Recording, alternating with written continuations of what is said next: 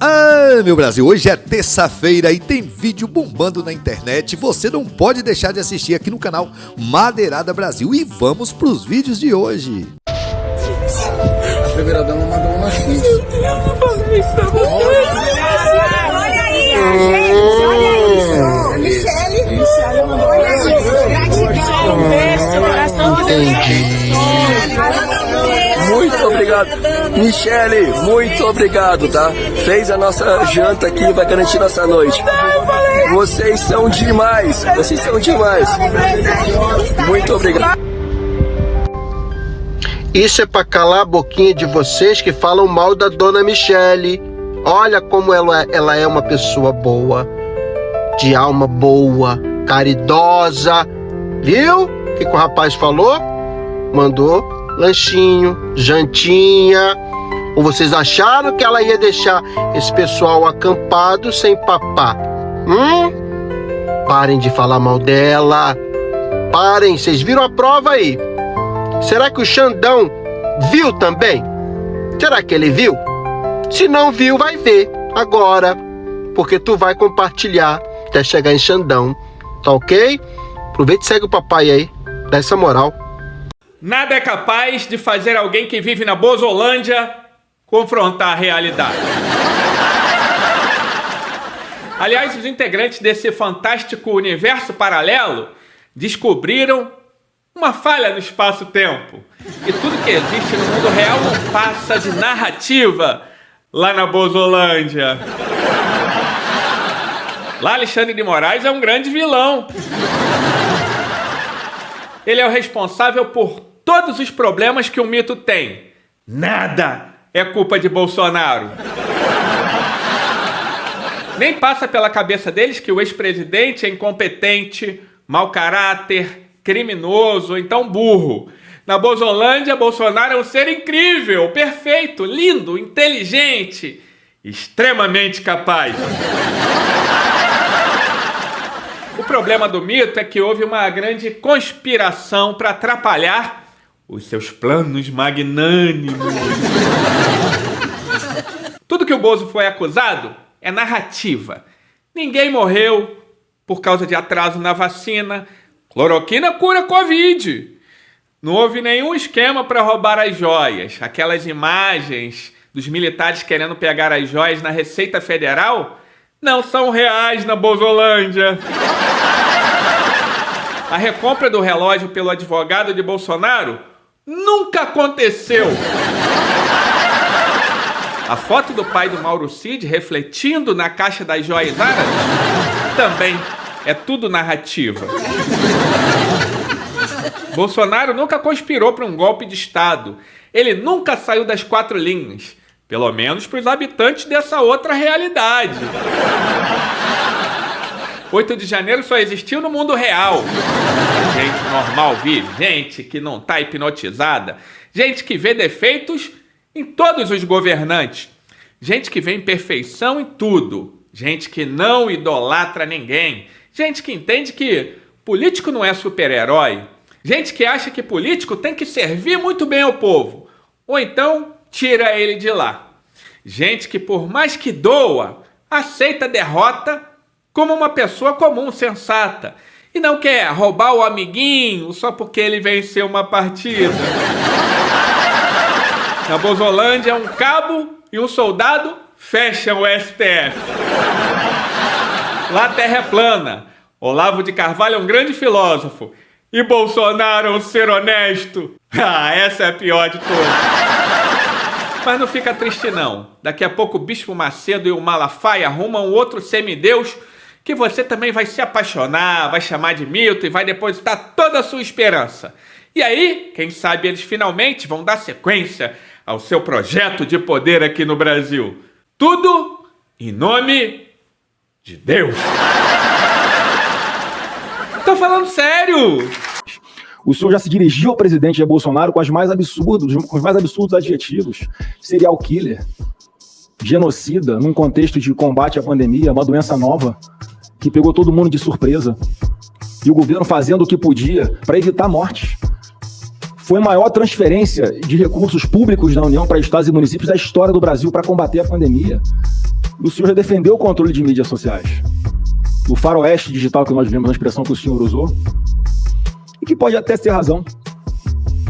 Mas o senhor defende um controle dessas mídias que assusta os usuários, assusta quem vive, quem ganha o pão de divulgar conteúdos em redes sociais, e que muitos que estão até hoje por decisão monocrática, sem ter o seu ganha-pão, com medo de postar alguma coisa.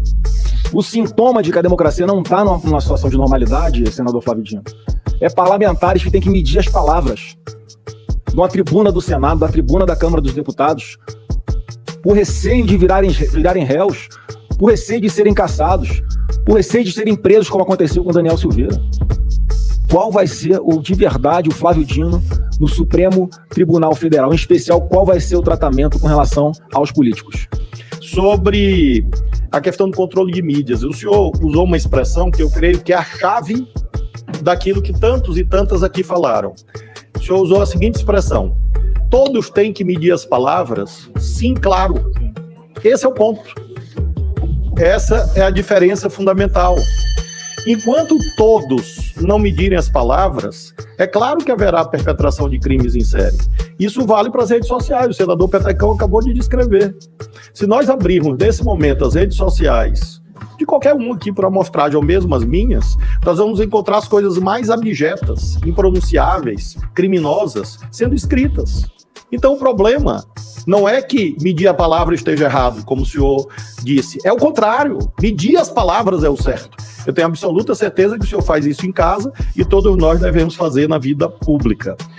Claro que não basta. Lembremos, senador, que mesmo a relação de maior intimidade e privacidade que existe, que é a relação amorosa, é regulada juridicamente.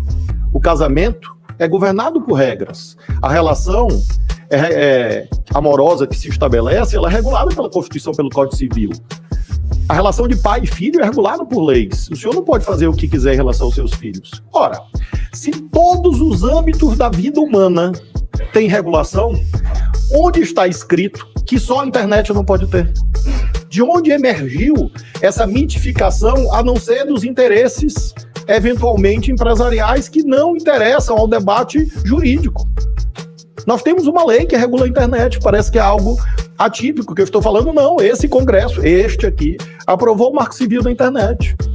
E o senhor vai no artigo 19 e vai no artigo 21, o senhor vai encontrar regulações. No caso do artigo 19, quase inexistentes. No 21, mais rigorosas. Se o senhor abrir a sua linha do tempo, a sua timeline aí, muito dificilmente o senhor vai encontrar cenas de nudez não consentida. Por quê? Porque há o artigo 21 do Marco Civil da internet e há uma moderação ativa de conteúdo das empresas.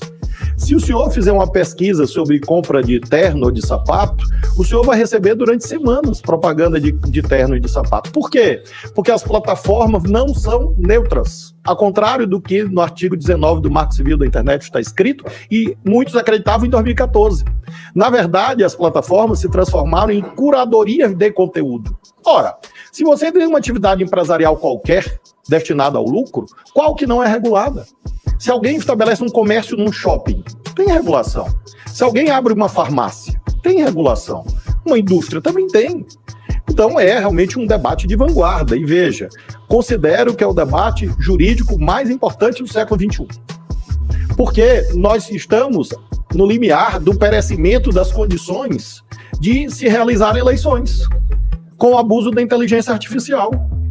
Todas as senhoras e os senhores sabem disso. E não vai haver regras? Imaginemos a inteligência artificial servindo, como hoje há nas plataformas, a incitação de crimes. Eu vi, senador. Eu vi incitação de suicídio de jovens. Eu vi jovens chantageando outros jovens.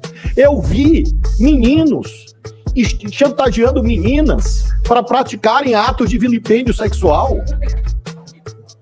Os seus filhos estão expostos a isso e as crianças e jovens do Brasil estão expostos a suicídios sendo transmitidos ao vivo. Isto é ditatorial, tratar disto? Ou é preservar os valores mais sagrados que a civilização humana conseguiu erigir? Da vida, da integridade física. Então é isso que eu sustento. E sustento com convicção, a partir de critérios jurídicos. Nenhuma atividade empresarial é desregulada. Nenhuma atividade humana é desregulada. E não há argumento de intimidade e privacidade. Porque no recesso do lar há regras jurídicas. Os homens podem bater nas suas esposas? Os homens podem matar suas companheiras? Não. E alguém vai falar de liberdade? Para matar? Para discriminar? Para ofender? Para crianças, repito, crianças serem vítimas de toda sorte de abusos. E aí, de fato, eu tenho uma convicção jurídica, veja, jurídica, de que o caminho da União Europeia é um caminho virtuoso. A União Europeia, que é o berço, junto com o Oriente Médio, da civilização que nós construímos nas Américas. Então, a União Europeia oferece o caminho de regulação. O professor Gonnet, versado nesses temas, também estuda essas matérias. Finalmente, sobre inquéritos. Repito o quanto disse. Todos os inquéritos que eu enviei, requisitei, etc., estão por mim assinados. Todos estão lastreados no artigo 145, parágrafo único do Código Penal e na Lei 10.446 de 2002. Eu jamais aludi a pessoas, e sim a fatos. Não existe inquérito para investigar pessoas. Existe inquérito para investigar fatos. Então, jamais eu antecipei juízos de valor. Apenas encaminhei fatos. E lembro que os inquéritos não tramitam no Ministério da Justiça. Eles tramitam numa das polícias mais reconhecidas no mundo, que é a Polícia Federal do Brasil. E tramitam perante o Ministério Público e o Poder Judiciário. E eu quero aqui homenagear, sim, toda a equipe da Polícia Federal, liderada pelo Dr. Andrei, pelos delegados, agentes, que tem feito um trabalho notável em relação a esses assuntos. E afirmo ao senhor, jamais a Polícia Federal foi por mim usada para fins políticos, a não ser aquilo que a lei manda. E se eu não tivesse feito, aí que eu estaria cometendo um crime de prevaricação. Se você tem um indício de um crime, você tem que caminhar à autoridade competente, e foi isso que eu fiz. Em relação, claro, ao papel de ministro do Supremo Tribunal Federal, é óbvio que é diferente.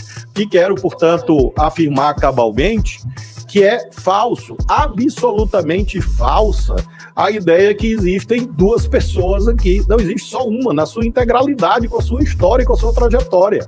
Agora, esta pessoa tem a maturidade para entender que quando você está no debate político, você atua de uma forma. Quando você está numa missa, que eu frequento, você atua de outra forma. Quando você está na praia, você atua de outra forma. Quando você está batendo um pênalti, que eu faço com precisão, você atua de outra maneira. Ou seja, em cada papel, você atua de uma forma. E isso não significa ter 2, 3, 4 ou 5 caras. Isso significa você ter a inteligência, inclusive emocional, de compreender que são lugares diferentes. E, portanto, eu afirmo ao senhor, esse que está aqui olhando para o senhor, com a mesma tranquilidade, a mesma serenidade, com a mesma limpidão, com a mesma limpidez, transparência que eu sempre tive, é aquele que, se merecer a aprovação do Senado, lá estará. Agora estará de outra forma. Estará de outra forma. E se tiver a honra de ser contratado pelo Botafogo, eu garanto também acertar os pênaltis ano que vem. Chegou até aqui, não é inscrito ainda? Se inscreva no canal, deixe seu like, compartilhe o vídeo e vamos para mais vídeos, hein?